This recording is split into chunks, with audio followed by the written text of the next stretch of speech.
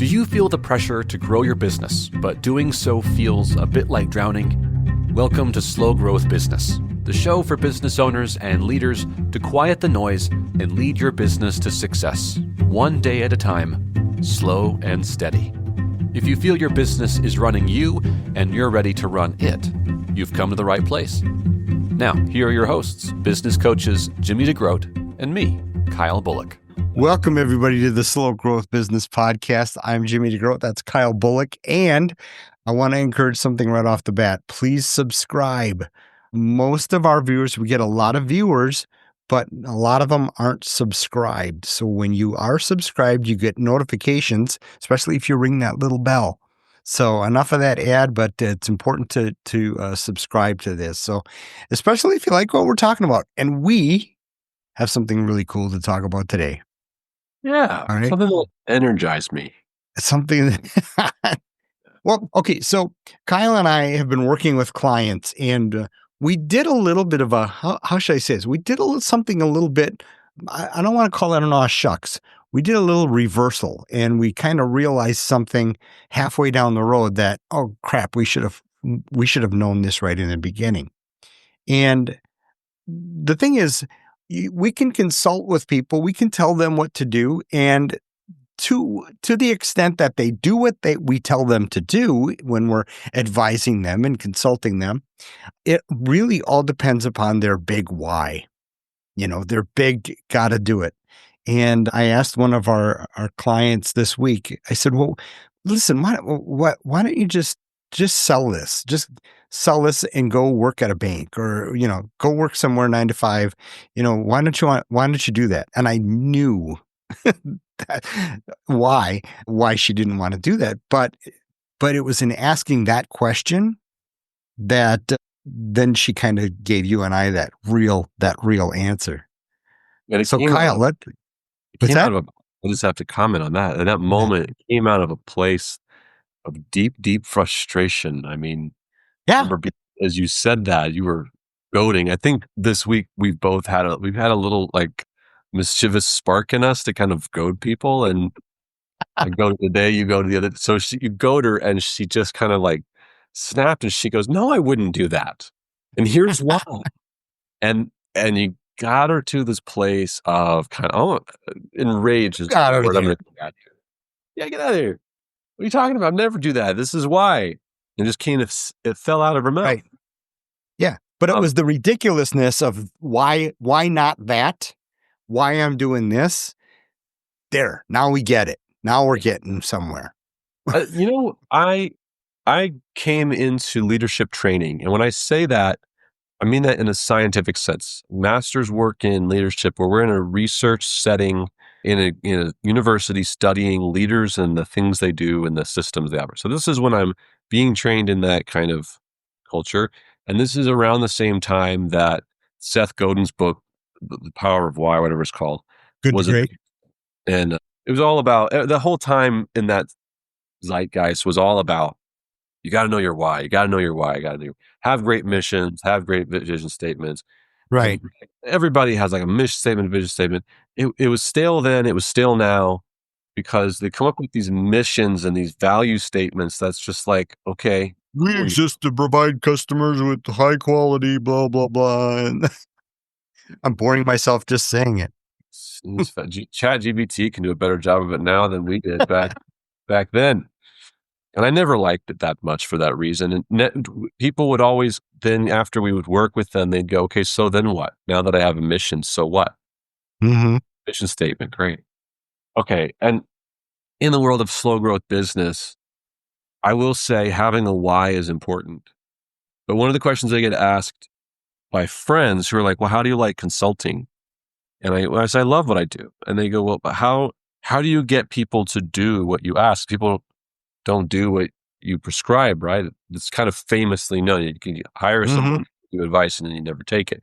Right. And it's absolutely the case. We got all these advice, the stuff that we've learned, and there's always some excuse that we didn't get to it. And no, I didn't send that inventory back. I didn't take care of that marketing thing. I've kicked that can down the road. Exactly. How many times do we get that, right, Jimmy? Like every week, every day. All day. And it's like, So what causes that? Well, it goes back to what you were just saying. People don't have a why. They've drafted all these statements.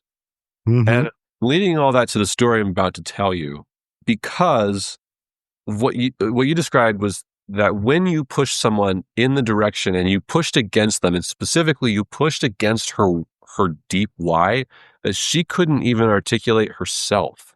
Mm-hmm. She's never really said it that way. Right. Okay. You pushed it, and her response is going to be one of two things. When you know it's at the core, it's going to be, I am so excited about this. It makes my heart sing. I can't not say it out loud, and it blows me away every time I think about it. Right. Or she gets ticked off at you. How dare you? No, I wouldn't go work at a freaking bank. What's wrong with you? Right. The absurdity of that. What? Yeah. This is what I do. Right. Either way, it's coming out. That's okay. Yeah. Either way, it's coming out. And when it happens, because it happened this morning, you and we look at each other on the camera and we smile. Who's going to talk first? Right. So why are we smiling? Why are we smiling when we see it? We're smiling because we know what's about to happen, or we know that this is the reality that's going to come out. Or I'm just smiling because I love uncomfortable pauses. That's right. I know. That's the salesman in us. The salesman in us don't worry about quote unquote conflict.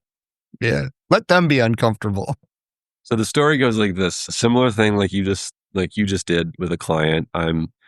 I'm talking to one of our clients. We're on the call, and there's this thing on paper that we've identified and have for some weeks that says this is kind of a dud.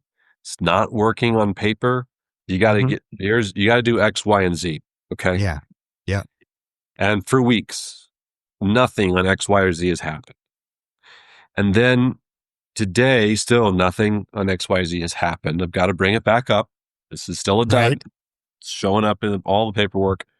And then in both of these circumstances, the one that you talked about, the one I'm talking about, our client said something that just completely rubbed me the wrong way. Not to me, but it made me upset for them.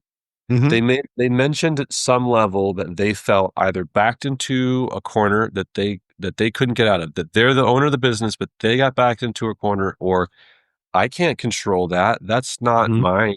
I can't do that. And I just came up unglued a bit because I said, wait a second. You own the company, right? You run this ship. You're the leader. If you're a manager listening to this, I'd look at you and say, you're in charge of the team, aren't you? Mm-hmm. You have control over policies, don't you? You can talk to the leader, can't you? And you're telling me that you are backed into a corner and you can't do something? I have to tell you, you are the one who can do something. You're the only one who can do something. Exactly. Right. Yeah. So yeah. push against this guy. And I say, hey, you are El Jefe here. You got to do something. Sure. And he pushes back. I can't. As we push, and about, like you said, about halfway through the conversation, we did an oh shucks, because the more we're pushing against the paperwork, it's starting to become apparent there is a deeper reason why this thing has not changed in the company. And it came down to a human being, a person that was important. And the reason that we're doing this thing that doesn't make sense on paper is because it actually benefits this human being. And I said, you know what? Did a Jimmy, why don't you just get rid of all of this? Basically, I kind of said, forget that person. Why don't you? And the response was, I wouldn't do that. I'm going to do this because this is the right thing, because I'm going to do it to take care of this person. And that's why we do this. It's not for the papers. It's because of this person. And I was like, that makes me the happiest person in the world to hear. We've struck gold. Ladies and gentlemen who are watching or listening, that is how you find your why. Yeah. When you can get pushed on something that you're not doing, you're not pursuing, you're dragging your feet on, or you feel backed into a corner about, and you feel like you can't, and you're feeling that stress emotion come up, and you get pushed to the point in the right way where you go, I'm either going to tell you the reason why I'm going to do it because it's so passionate to me that I can't go to sleep without thinking of how exciting it is. Or if you keep pushing me on this, I'm going to come in, I'm going to punch a hole through your stomach because I'm doing this for a greater reason. Dang it. Right. Yeah. I have a purpose and it may not make sense to you, but it makes sense to me. Yeah. Yes, that's why you get into business. That's why you have a business in the first Yeah. place. That is your why. Love that. And interestingly enough, there's two examples here this week that we've had that are like that. And the second example was one that the cash flow wasn't. I mean, it wasn't a great profit margin decision. It was a decision for a person, for the betterment of a person, to support a person, and hey, whatever the reason is, if the reason is solely your big why and you know it, great. Hey, that's the higher purpose. But if you have to arrive at that, even if you have to arrive at that by looking at the absurdity of doing something completely different, the absurdity of just quit. Well, why not quit? And if that's absurd to you, that'll bring out the real reason, which is a lot of fun. Yeah. I think that people in business, we don't remember our why. I forget it my own from time to time. Yeah. Because we have just things to do. Yeah. And it's hard to articulate. We think that we've done it because we've written down these sentences and these statements and these vision, blah, blah, blahs. Every once in a while, you need an ally, a partner to just push you a little bit in that direction and say, kind of like the pushing of the chest up against the wall. Like, okay, come on, really? Yeah. What are you doing this? Until you finally just come back at that person you trust and you go, because I have this reason and this is why. Yeah. And so sweet. Yeah. Okay. All right.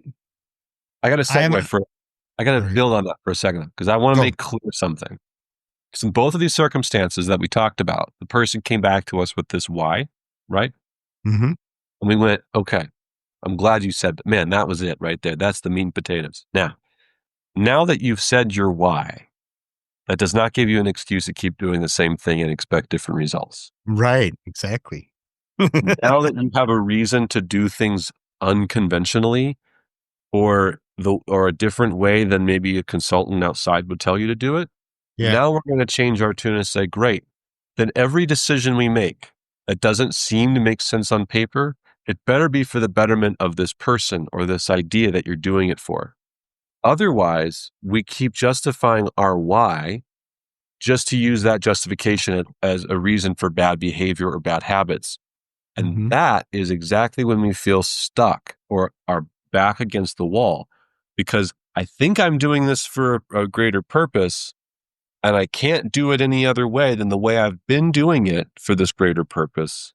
Right. And now I feel stuck because something's not working. No, you have to change the mechanism, and it may be conventional, but it better be for that person. It just better not be an excuse. Your why better not be an excuse to keep doing the same thing and hope for different results. Right. Yep. Okay. So let's just say, business is pretty darn good. Business is pretty, I'm thinking about this with regard to the church I attend right now, and I'm on a committee, and I'm asking, is it good enough? Should we be pushing for more? And all those questions. Is growth a good idea?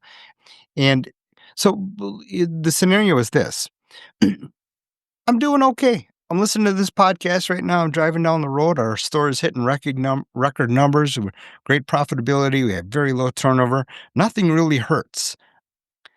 But if you asked me right now, I couldn't give you our big why or our big compelling reason to do it.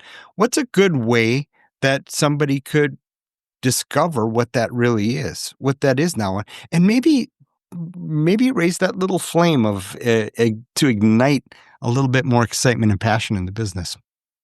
Man, that's a great question. And I have two competing thoughts, and you should flesh out which of them is right, or if you've got a better idea. Yeah. The first one is something that I'll train on at trade shows. We train on together. It's about creating values. And at the core of values is the things that, like I mentioned, enrage you or excite you. So what was the last thing in your business, your work, your organization that excited you so much that you had to get up off your seat and do something about it? You had to. Or seeing someone violate that value, it made you so upset you just couldn't get over it. Mm-hmm. It bothered you for days. Okay. Those intense feelings of highs and lows there, those are indications that your soul is telling you, this is where we need to be right now. And this is what we need to work on. And that can be a great indication of finding your why is where's my heart tugging me when I'm really excited and inspired, or I'm really frustrated and enraged at things that are going against Yeah. Right. my values. The other one is another interesting, it's the opposite, right? There's been seasons of my life where I think I have a why, but I'm not feeling so excited and inspired to get off the couch and do anything. And I'm just kind of content. Like you mentioned, business is good, life is good. Mm-hmm. Yeah, I nothing get hurts. raised. Yeah, I'm in a safe spot, so I don't really have those highs and lows, but I'm feeling kind of bored. I'm kind of feeling uninterested or uninspired. Stagnant. Yeah. Yeah. And the other bit of wisdom I've heard from circles is, in that case, just do something. Literally, Good point. do That's what I do. something. Yeah. Do something that you're not doing, right? And throw a complete curveball in your life for just a minute. So, ideally, do it around other people. So, the wisdom would be like, if I'm feeling uninspired, go take an art class at your local museum. Like you've never done that before, maybe, Mm-hmm. but now you got to go. I had an employee do this. She and her husband were feeling kind of stuck and uninspired, and they were frustrated by world circumstances. They took a clay class at a local museum, and they built this little community of of hodgepodge people who felt the same way. They were all doing something together. They were just doing something. And very quickly they became a community that started supporting one another and loving one another. And then when the museum quite literally flooded out and they couldn't meet it anymore, they immediately came together, and their purpose, their mission was to help one another stay connected. One of the ways you can find a why when you don't have one, and if you're feeling kind of stagnant, is just, I don't do something. Yeah. But the rule is you have to do something with your body, move in motion towards and with people. You can't do it alone by yourself on the couch, clicking and clacking on your computer Yeah. screen. Yeah. Yeah. I wrote down this gentleman's comment this morning. I don't want to just sling jewelry. Yeah, so good, wasn't it? Hey, if you don't know your why not, and that, I think that's awesome. And I think that's probably my advice too, to follow up on your thoughts is, imagine trying to do something else. Imagine just walking away from this.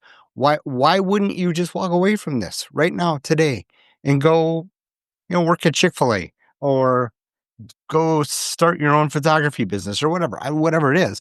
And maybe it's the absurdity of that that will drive, that'll drive your real why.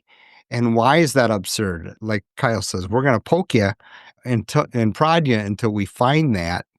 Maybe it's a chest bump, that type of thing. And you go back and just scratch on this for a minute. You said it was like, put it on a t-shirt worthy. What was it? Explore is, don't worry about your why, worry about your why not, or talk about your why not. Yeah. Not doing something else. Sure. I mean, that's deep. We're writing a book, baby. We're going to start writing books. Do books pay anymore? Not a dime. Not a time. Not a dime. Take it from me. The thing is, though, what does this all come down to? It all comes down to, it has to be more than just money. Why are people calling me in the middle of the podcast? Don't they know I'm a busy, important guy? It's got to be more than about just money. It has to be. If it's just money, then it's you and your little world and your little shell, and that's a sad place to be. You're a sad, depressed, lonely human being if it's all about money and it's all about you. Sorry to break it to you, folks. Sorry to break it to you, but Kyle and I would not be working together if one of us was all about the money. I'm not trying to make us to be great people, but you and I are doing this. We would do it if we didn't get paid. I thank God that we get paid, but we would be doing this that we get because we get a charge out of those revelations that we got from people. Well, heck, this podcast is technically free, so right. So we're not getting paid for what you're getting now.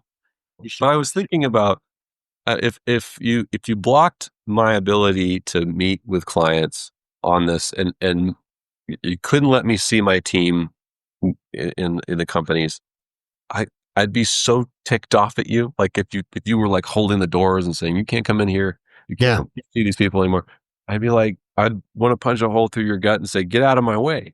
Because they're the reason. Yeah, the reason. I mean, seeing the spark in someone's eye when they get, I can do this with excellence and it's going to change my life and change other people's lives. That there's a moment in time, that spark, when I see it, is just like, it's my addiction. I love it because it's just so beautiful. And you get it too when you see that moment. Yep. If I were you folks, and if I'm a leader of people in a store or a business, what have you, whoever's listening, maybe you could do that. Maybe you could find your reason to create a spark in the people's eyes that work for you. And one little neat little thing, and we should probably wrap it up here, a little exercise we did a little bit this morning in a meeting that I did with a team. And you inspired it. I said, everybody tell a story of your best sale during this last month that really meant something to the customer. Okay. And we're not talking dollars. I'm not talking, big sales, big items, that types of thing. What meant the most to the customer? And we went around, they had to get going. It was a real short meeting, but it was very important, and it was palatable, and you could see their eyes light up as they thought, "Oh my gosh, this guy came in here. He was looking for an emerald ring, and he showed me a picture of what his wife wanted, and it was her birthday that day, and we were just about to close, and we had that exact ring in our showcase, and we sold it to him, and we made his day, we made his week, his year, and just okay, bingo, we win." Yeah. End of meeting. I can't do any better than that. That's our closer, folks. But yeah, I mean, that was fun. That was fun. And we didn't go around the meeting and say, "Oh, your sales numbers were this much this last month," and all that kind of stuff. Yeah. Well, because we get bogged down in things, and in bringing this home, like we started. These people we're talking to this morning and this week about their passions and their missions, it's not like they didn't have a why. It's just like the why got buried underneath piles of dirty laundry so it got hidden. And the dirty laundry was just things I got to do and the busyness of the day and the hustle of the business. And then suddenly I feel backed into a corner because I feel like I can't change anything because I'm on my why. We just lost sight of the why for a minute. Yeah. So one of the ways to unbury that and to see it again is remember what excites or enrages you, or get up off your couch and go do something with other people. Yep. And then as Jimmy said, the third thing is just tell stories. And this is so important for your teams. And I think this takes time to do this, but this is where culture changes, where you as a leader, if you're listening to this, and you identified your why, go ask your team to tell you stories of when that why happened. Okay, if I'm doing this business for the sake of this person, ask your team, what did we do this week that really helped that person? If we're doing this because I want to change the lives of my customers in this way, tell me stories about tell me the stories this week that you saw that happen. Mm-hmm. As human beings, when we tell stories to one another, what we're doing is we're reinforcing with each other what really matters.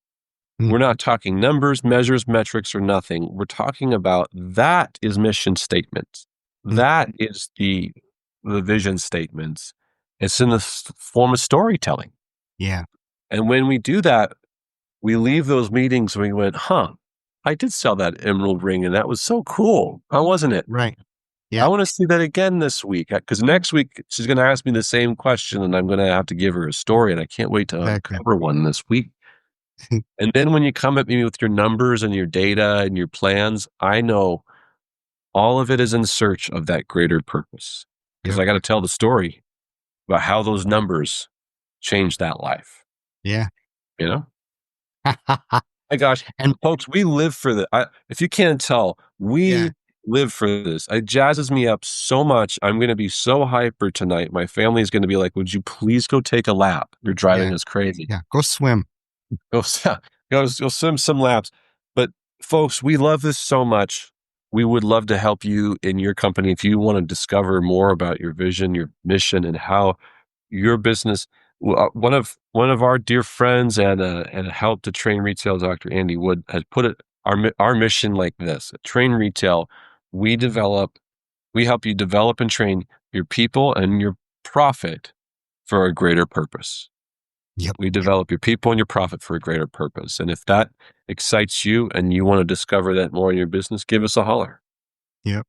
And Mike, what's going to happen is you're not going to want to retire after you do all this great stuff in your stores. That's right. Only that one person knows what I'm talking about. But hey, no, our jeweler from Texas a couple weeks ago, same thing there. Same thing there. Now you got a different problem. Now you don't want to retire. All right, guys. Say goodbye, Kyle.